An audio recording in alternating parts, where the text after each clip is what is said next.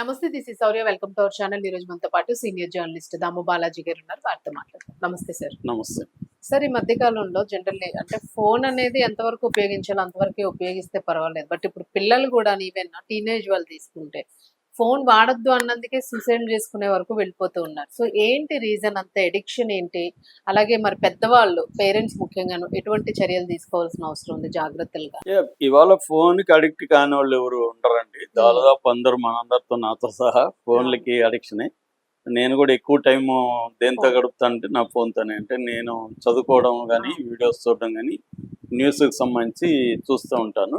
అలాగా రకరకాల వాళ్ళు రకరకాలుగా ఫోన్ వాడుతుంటారు. అడిక్షన్ ఒక రకంగా అది మన అవయవాల్లో ఇంపార్టెంట్ అవయవంగా మారిపోయింది. అయితే ఇప్పుడు ప్రాబ్లం ఏంటంటే, ఇప్పుడు మనలాంటి వాళ్ళు అంటే మనం మేనేజ్ చేసుకుంటాము, దాన్ని మనకు గుర్తిస్తాము, మన ఫోన్ అడిక్షన్ ఉంది అని చెప్పి దాన్ని బ్యాలెన్స్ చేసుకుంటూ వెళ్తాం. ఎప్పుడు వాడాలి, ఇప్పుడు ఫర్ ఎగ్జాంపుల్ నేను మార్నింగ్ 2-3 అవర్స్ వాడను, నైట్ ఇంక పడుకుందాం అనుకున్నప్పుడు ఇంక ఫోన్ తీను, ఆపేసి గమ్ముని పడుకుంటాను. అలాగా కొన్ని జాగ్రత్తలు మనం తీసుకుంటాం, మనకు తెలుసు కాబట్టి సెల్ఫ్ కాన్షియస్గా ఉంటాం. కానీ ముఖ్యంగా టీనేజ్ పిల్లలు, ఎందుకంటే వాళ్ళకి బ్రెయిన్ డెవలప్మెంట్ స్టేజ్లో ఉంటుంది, ఫ్రంటల్ కార్టెక్స్ పూర్తిగా డెవలప్ కాదు. సో వాళ్ళకి judgemental issues, decision making power ఉండదు. వాళ్ళు ఎక్కువగా ఎమోషనల్గా రియాక్ట్ అవుతుంటారు. అలాంటి పిల్లలు ఎక్కువగా ఇప్పుడు ఫోన్ అడిక్షన్కి లోన్ అవుతున్నారు. రీసెంట్గా మెదక్లో ఒక దారుణమైన సంఘటన జరిగింది మొన్న ఆదివారం. మెదక్ జిల్లాలో హవేలీ గణాపూర్ మండలంలో ముత్తాయిపల్లి అనే గ్రామం ఉంది. అందులో సంగం శంకర్ సుజాత అనే దంపతులు ఉన్నారు. వాళ్ళకి 2 కూతుర్లు. పెద్ద కూతురు పేరు శిరీష, ఆ అమ్మాయికి 19 ఏళ్ళు. సో ఆ అమ్మాయి రెగ్యులర్గా విపరీతంగా ఫోన్ వాడటం, ఫోన్లలో గేమ్స్, తర్వాత చాటింగ్, వీడియోలు చూసుకోవడం, రీల్స్ చూసుకోవడం, ఇలాగ ఎప్పుడు చూసినా అదే చేస్తుంటే మొన్న వాళ్ళ అమ్మ గట్టిగా, ఏంటి నువ్వు ఫోన్ ఎంతసేపు చూస్తావు, ఫోన్ పక్కన పెట్టి చదువుకో అని గట్టిగా మందలించిన తర్వాత ఈ అమ్మాయి ఏం మాట్లాడలేదు, సైలెంట్గా అయిపోయింది. వాళ్ళు పట్టించుకోకుండా వాళ్ళు ఏదో వాళ్ళ పనులలో బయటకు వెళ్ళిపోయారు. వాళ్ళు అట్లా బయటకు వెళ్ళగానే ఈ అమ్మాయి ఒంటరిగా ఇంట్లో ఉంది, చెల్లెలు కూడా లేదు. దాంతో ఈ అమ్మాయి పురుగుల మందు తెచ్చి పెట్టుకుని ఉంటే పురుగుల మందు తాగి పడిపోయింది. దాని తర్వాత పక్కింటి వాళ్ళు చూసి అరిసి వీళ్ళకి ఫోన్లు చేస్తే వచ్చి వీళ్ళు మెదక్ జిల్లా హాస్పిటల్కి తీసుకెళ్లారు. బట్ వాళ్ళు ట్రై చేశారు డాక్టర్లు అక్కడ ఈ అమ్మాయిని సేవ్ చేయడానికి, కానీ అప్పటికే టైం అయిపోవడం, ఈ అమ్మాయి ఎక్కువ మోతాదు తాగి ఉండడం వల్ల చనిపోయింది. అంటే 19 ఏళ్ళ అమ్మాయి, చాలా చురుకైన అమ్మాయి, అందంగా ఉంది, పెద్ద కూతురు. సో ఎంతో అల్లారముద్దుగా పెంచారు వాళ్ళు. జస్ట్ తల్లి చేసింది ఏమీ లేదు, ఫోను వాడద్దమ్మా అని చెప్పింది, గట్టిగా మందలించింది. ఎందుకంటే అనేక సార్లు చెప్పినా కూడా వాడుతుంది కాబట్టి బాధతో, కోపంతో ఆమె గట్టిగా మందలించింది. తన కోసమే కదా నేను చెప్పాను, ఇలా జరుగుతుందంటే నేను చెప్పేదాన్ని కదా అని ఆమె తలపట్టుకుని ఏడుస్తూ ఉంది. సో ఇలాంటి సంఘటనలు ఈ మధ్యకాలంలో మనం కానీ ఫోన్ వాడద్దన్నందుకు ఆత్మహత్య అని కానీ కొడితే గూగుల్లో బోలెడు సంఘటనలు కనిపిస్తూ ఉన్నాయి. అట్లాగే ఆ మధ్య మహారాష్ట్రలో బాలాఘాట్లో తల్లి ఫోన్ వాడద్దని చెప్పిన దానికి ఒక టీనేజ్ కుర్రాడు రాడ్డుతో కొట్టి తల్లిని చంపేశారు. అలాంటి సంఘటనలు కూడా వస్తున్నాయి. అంటే అగ్రెసివ్ గా రియాక్ట్ అయ్యి దాడులు చేయడం అన్న జరుగుతుంది, లేదు వాళ్ళు డిప్రెషన్కి లోనైపోయి నేను వేస్ట్, ఇంకా నన్ను ఈ మందలిస్తున్నారు అని చెప్పి భయపడి లేకపోతే బాధపడి ఆత్మహత్యలు చేసుకోవడం కూడా జరుగుతుంది. దీన్ని అసలు ఎలా అర్థం చేసుకోవాలి? పేరెంట్స్ కూడా ఇది చాలా పెద్ద తలనొప్పి. గమ్మునుంటేమో వాళ్ళు చదువు వదిలేసి దీంట్లో ఉంటున్నారు, కంట్రోల్ చేద్దామని వాడద్దంటేమో ఇలా రియాక్ట్ అవుతున్నారు. దీన్ని ఎలా అడ్రస్ చేయాలనేది పేరెంట్స్ కూడా చాలా పెద్ద. అందుకనే కొంతమంది పేరెంట్స్ మా బాబు లేకపోతే మా పాప పెరిగే కొద్దీ మాకు టెన్షన్ పెరుగుతూ ఉంది, అది యావరేజ్ అని చెప్తున్నారు.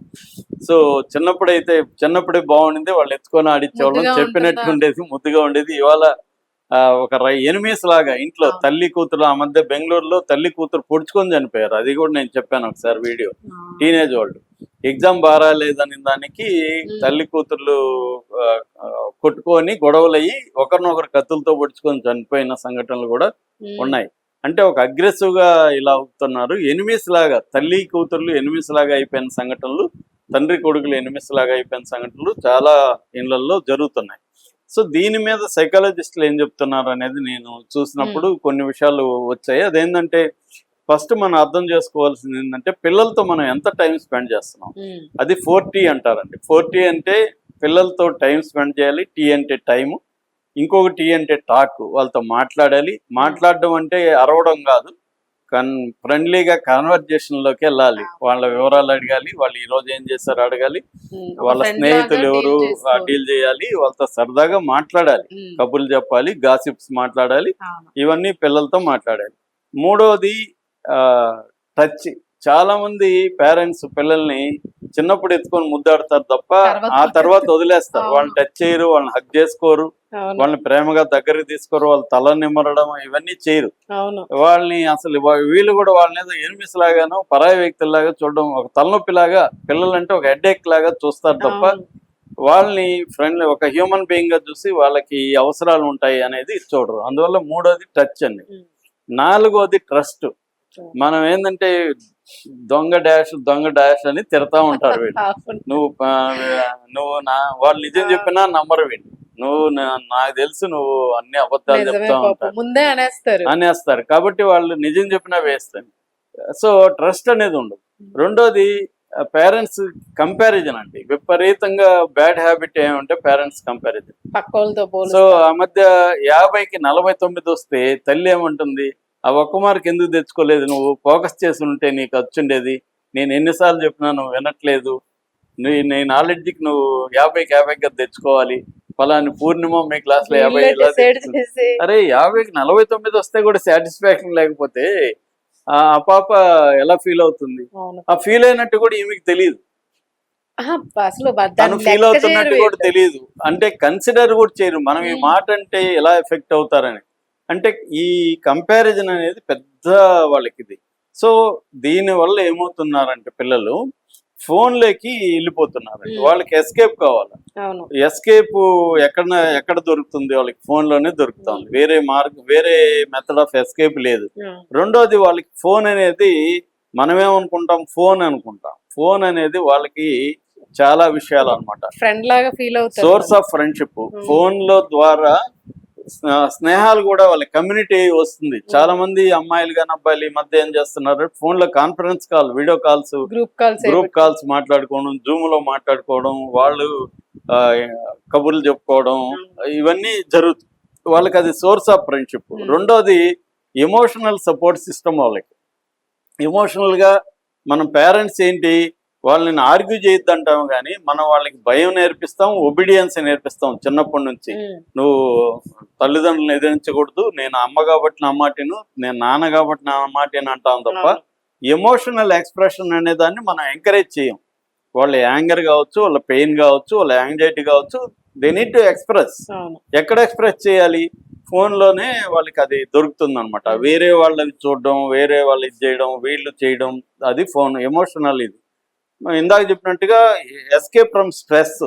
వాళ్ళకి ఎడ్యుకేషనల్ స్ట్రెస్ ఉంటుంది, కంపారిజన్ స్ట్రెస్ ఉంటుంది, ఇంట్లో స్ట్రెస్ ఉంటుంది, సెల్ఫ్ కాన్ఫిడెన్స్ ఉండవు. ఈ వీటిలన్నిటి నుంచి ఎస్కేప్ అవ్వాలంటే వాళ్ళకి ఫోనే మార్గం, వేరే లేదు. తర్వాత ఐడెంటిటీ, సెల్ఫ్ వర్త్ వాళ్ళకి కనబడేది ఎక్కడ? ఫోన్లోనే. ఎందుకంటే అదే వాళ్ళ ఒక సీక్రెట్ వరల్డ్ లాంటిది ఫోన్ వాళ్ళకి. తర్వాత దీంట్లో నుంచి వీళ్ళకి ఏమవుతుందంటే ఒక ఎంటర్టైన్మెంట్ కూడా ఫోనే వాళ్ళకి. పబ్లిక్ లైఫ్, కమ్యూనిటీ లైఫ్ చాలా పిల్లలకి ఉండదు. అంటే వేరే పిల్లలతో పోయి ఆడుకోవడం అదేం ఉండదు. ఉండనప్పుడు వాళ్ళు ఏం చేయాలి? ఫోన్లలోనే గేమ్స్ ఆడుకోవడం. ఇప్పుడు ఈ పాప కూడా గేమ్స్ ఆడుకుంది. సో ఇలాగా ఫోన్ అనేది ఒక థెరపిస్ట్గా, ఒక ఫ్రెండ్గా, ఒక దాక్కోవడానికి ఒక ప్లేస్గా వాళ్ళకి పనికొస్తుంది. ఇది పేరెంట్స్ అర్థం చేసుకోవాలి ఫస్ట్. దీన్ని కంట్రోల్ చేయాలి. కానీ డైరెక్ట్గా నువ్వు కంట్రోల్ చేస్తే వాళ్ళు ఏమవుతారు? అడిక్షన్ అన్నమాట, డోపమైన్ క్రియేట్ అవుతుంది ఫోన్ ద్వారా వాళ్ళకి. తర్వాత స్టిమ్యులేషన్ వస్తుంది. తర్వాత ఏంటంటే ఫోమో అంటారు, ఫియర్ ఆఫ్ మిస్సింగ్ అవుట్. అందరూ పీర్ గ్రూప్ అంటారు కదా, వాళ్ళ తోటి పిల్లలంతా ఫోన్లు వాడుతుంటే వీళ్ళ ఇంట్లో ఇవ్వలేదనుకో ఎగతాలు చేస్తారు, నీకు ఫోన్ కూడా రాలేదు, నీకు ఫోన్ కూడా వాడరు.